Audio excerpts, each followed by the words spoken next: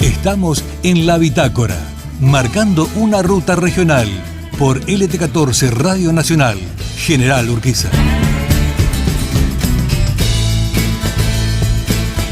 Bien, como ya hemos institucionalizado los miércoles, vamos a tomar contacto con nuestro economista de cabecera, Juan Pablo Enríquez, y hoy con un tema que a mí al menos me interesa, porque no sé si la gente dimensiona la cantidad de gente que está alcanzada por esta medida, porque cuando uno habla del monotributo dicen sí, los pequeños y medianos comerciantes. Sí, absolutamente pequeños y medianos comerciantes, y una cantidad de trabajadores que gracias a Cavallo en el 95 y con todas sus reformas han tenido que tercerizarse y pagar monotributo, pudiendo conseguir de esta manera algún trabajo. Juan Pablo, ¿cómo estás? Buenas tardes.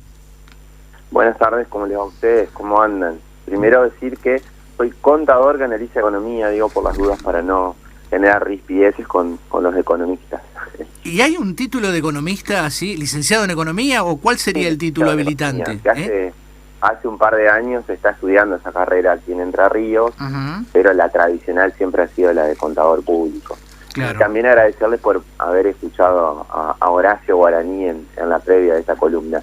Como bien vos decías, sí, 4 millones de contribuyentes, ¿no? El universo de monotributistas en la Argentina. Se había tomado una medida erróneamente por parte del gobierno nacional, mal comunicada hace un par de meses, que se logró subsanar. Eso es lo importante, ¿no? Que hay que valorar de una gestión a través de una ley que se aprobó hace un par de semanas, y en el día de hoy está vigente, a partir de hoy, la recategorización para los monotributistas, que va a tener vigencia hasta el día 17 de agosto, ¿sí? Aquí hubo una modificación de las escalas y de las categorías, y lo importante de todo esto es que se abrió un plan de regularización de deuda con todos aquellos que tienen obligaciones hasta el 30 de junio. Ese plan tiene tasas de interés ínfimas del 1%, y a su vez tiene un horizonte temporal de 5 años, 60 meses, lo cual es un dato alentador para todos aquellos que están un poco trabados con sus posibilidades de cancelar mensualmente las obligaciones que tienen con el fisco, ¿no? No dejan de ser datos alentadores, sobre todo como medidas por parte del gobierno nacional para de alguna manera apaciguar el efecto enorme que ha tenido esta crisis en la Argentina y en el mundo entero. Correcto. También, entre otras ventajas que ahora cuentan los monotributistas, no sé si llamarlo ventajas, pero bueno, aliciente, es la supresión, en caso de monotributo, del impuesto al cheque. Exactamente, un impuesto al cheque que se había creado por parte de Domingo Cavallo. Así como Cavallo creó el monotributo en el gobierno de Menem, también lo hizo con De la Rúa en el impuesto al cheque. Es un impuesto totalmente distorsivo, sobre todo para aquellos pequeños y medianos empresarios. Tiene ese objetivo justamente de reducir los costos bancarios y de alentar las operaciones para ese sector de la economía, que es muy pujante. Estamos hablando, reitero, de un universo de 4 millones de argentinas y argentinos que están involucrados en ese encuadre impositivo dentro de los regímenes que tenemos actualmente. Te voy a hacer ahora una consulta cuasi personal, una opinión a la cual no tenés que responder, pero bueno, más que nada es una especie de catarsis que hago yo. Lo nombré a Cavallo, lo nombraste vos. A mí me da cosa todavía que haya diarios y se tome como una personalidad de la economía. Debe tener sus méritos, yo no los encuentro ni los tengo, pero a lo mejor no alcanza mi nivel cultural o de conocimientos de economía como para valorarlo. Pero a mí me ha tocado durante muchos años conducir algunos foros empresarios, industriales, y ver una cantidad de economistas de primera línea, de esos que se sientan allí en los distintos canales de televisión a dar sus opiniones, y normalmente escucho cómo vienen un año y dicen que va a pasar esto, y al año siguiente vienen a explicar por qué no pasó lo que ellos dijeron que iba a pasar. Y esto se va sucediendo. Y todos tienen a priori la fórmula para que todo vaya absolutamente bien, pero después como que, no sé, no sé si no la entendemos. ¿Qué es lo que pasa? ¿Por qué no despegamos de una buena vez? Qué hermosa pregunta. Creo que tenemos como 3 horas para charlar al respecto. Cuando hablas de Cavallo, siempre nosotros desde la universidad, desde algunas actividades de formación y demás que charlamos, hay generaciones enteras que ya ni saben quién es Cavallo, ¿no? Sí, por suerte. Parece mentira, y eso tiene que ver con una enorme falta de formación de las nuevas generaciones, y de las viejas también, digamos, de las actuales, de nuestros 30 y pico, 40 y pico. Cavallo fue un personaje, y después lo hago extensivo a lo otro que me preguntabas, que tuvo que ver con las peores prácticas económicas de la Argentina, estatización de la deuda de los privados como director del Banco Central en el año 82, la implementación del 1 a 1, un plan de convertibilidad que tenía como primer objetivo reducir la inflación, pero que después terminó destruyendo la industria nacional y vendiendo todo el patrimonio del país. Y después todo la fuga de capitales, el corralito, el déficit cero, todas esas medidas que terminaron llevando al ocaso al proyecto político que encarnaba Cambiemos en aquel tiempo. Y en ese sentido, cuando vos decís los comunicadores, los economistas de la rama ortodoxa, que tienen siempre una vigencia enorme en los medios de comunicación, tienen una tendencia más que nada de lobistas. Ellos tratan de generar un sentido común que después no condice para nada con la realidad. Hace un par de años el periodista económico Roberto Navarro, cuando trabajaba en Página 12, siempre en diciembre hacía un resumen, ahora lo hace Zayat, creo, de cuáles eran las versiones que daban estos economistas y cómo terminaba siendo la realidad. Deberían tener credibilidad cero, pero como defienden intereses que son parte del poder económico, siempre van a tener micrófonos, siempre van a tener voz, aunque nunca le peguen con la realidad. Ellos tratan de generar más que nada un campo propicio para que aquellos que vienen a generar renta a costa del hambre de la mayor parte de la población lo pueden hacer sin ningún tipo de inconvenientes. De eso se trata, son lobistas.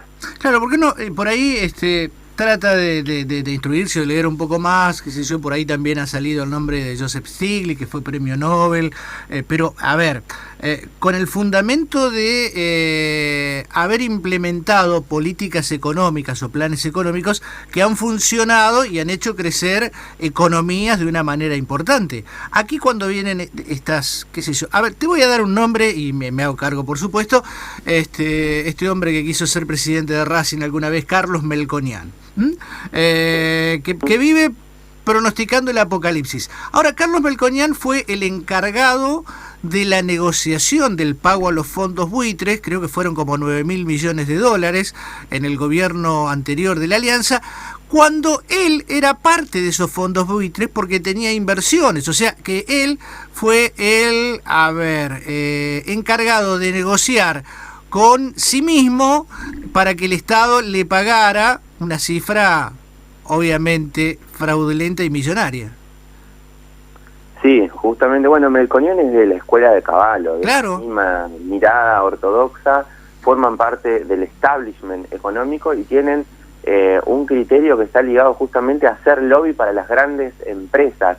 Cavallo vino y instrumentó todo eso, pero todos sus clientes en el año 2001 habían sacado los recursos, habían sacado todos los dólares 4 meses antes, ¿no? Sí. Entonces manejan otro tipo de información. Y lo mismo con el caso de Melconian, que tiene algo positivo, obviamente, es hincha de Racing, pero independientemente de eso, como economista ha sido un fiasco. Iba a ser el ministro de Economía de Menem en el año 2003, y Menem ganaba las elecciones, y siempre con esa línea libertaria, con esa línea liberal, ortodoxa, pro mercado, anti-Estado, digamos. Es de alguna manera la tendencia que fue la creación de los Milei y los Esper en este tiempo, digamos.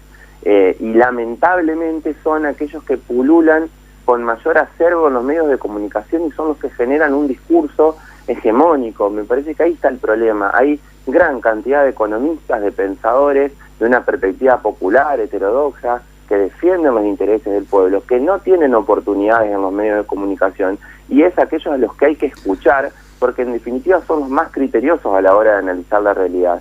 Es una discusión permanente, pero estuvo muy buena la pregunta y da mucha tela para cortar. Sí, yo lo entiendo porque estos economistas no tienen lugar en los medios porque a los medios, los medios le convienen los lobistas, porque ellos forman parte de lo que son las grandes empresas. Estamos hablando de industrias de la comunicación que para los cuales el periodismo es un producto que ellos elaboran para vender, conforme a sus propios intereses. A ver, es legítimo manejar una empresa con orientación a tus intereses.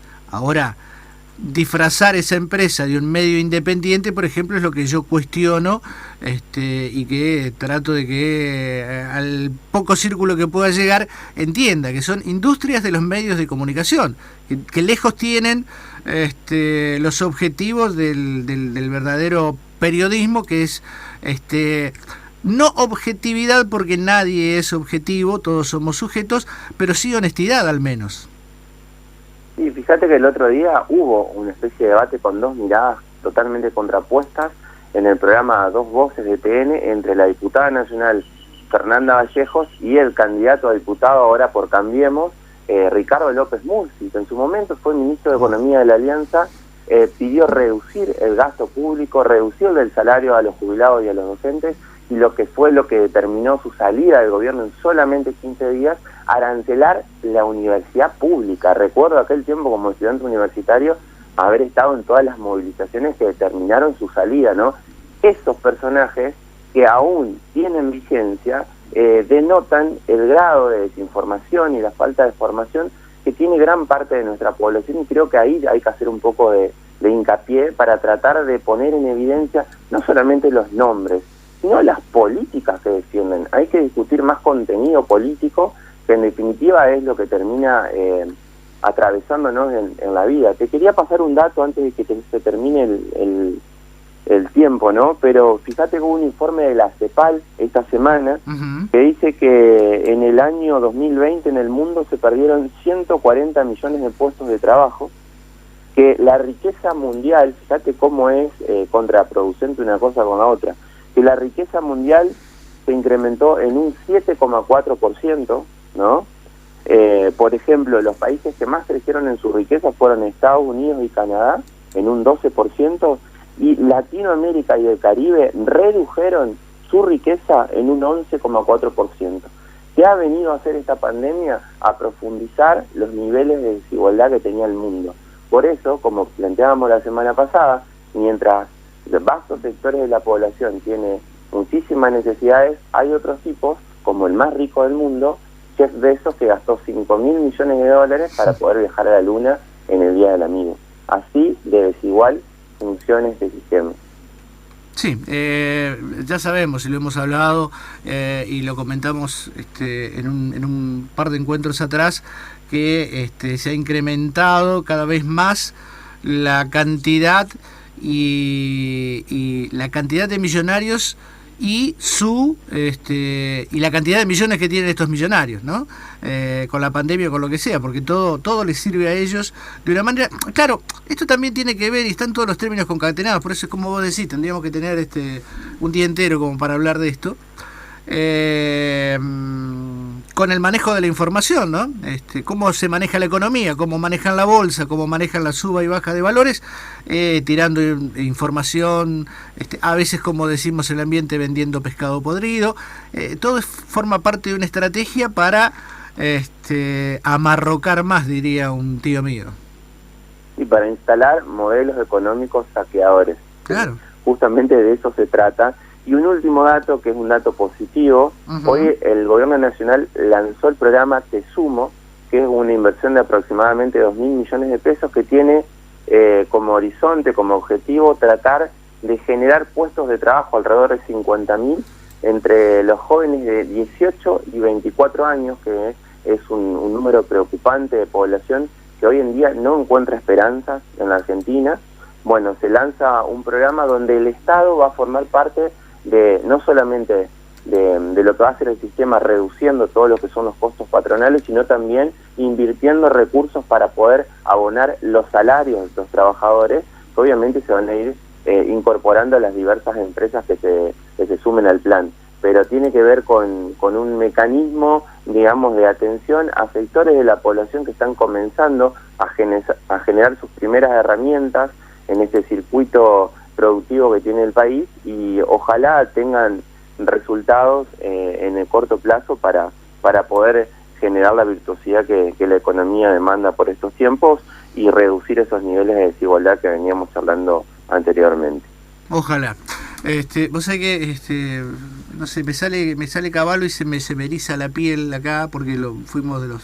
todo el mundo, el país lo ha sufrido, y recuerdo las famosas aseguradoras de fondos de jubilaciones y pensiones, las AFJP, que padecimos todos, porque de un día para el otro nos pusieron en una AFJP, tu plata que se capitalizaba, no se capitalizaba, y terminamos de vuelta todos en el sistema de reparto, y esa plata, esos aportes, y terminaron en poder de los CEOs, de empresas, en inversiones que no sé a dónde fueron a parar. Bueno, todo es un negocio, ¿no? Para mí, dentro de lo que es ese esquema, hubo dos actos de corrupción que son los más grandes de nuestra historia: la estatización de la deuda de los privados en el 82, claro, y la creación de las AFJP. Ambas son ideas de Domingo Felipe Cavallo, y no es menor que el único ministro de Economía que se enfrentó al poder económico y que fue el que repatrió, digamos, esos recursos a manos del Estado, haya pasado por la cárcel en la Argentina, y que todos aquellos que han sido lobistas del poder económico no hayan tenido ni causas judiciales ni hayan tenido inconvenientes con la justicia. Es una situación aleccionadora por parte del poder económico. Eso porque no le hacemos caso al Martín Fierro cuando dice: hacete amigo del juez, no le des de qué quejarse, que siempre es bueno tener palenque antes de rascarse. Juan Pablo, siempre me es corto el tiempo para tu columna, pero ya se me termina el programa y se viene la transmisión de Patronato. Abrazo grande y mucha suerte para Patrón, que gane, se lo merece continuar en la cima del campeonato. Que pase bien. Y lo de Racing, yo me olvidé que usted también era hincha de Racing, no fue peyorativo, sino simplemente una referencia, porque era dirigente y quería ser presidente, ¿no?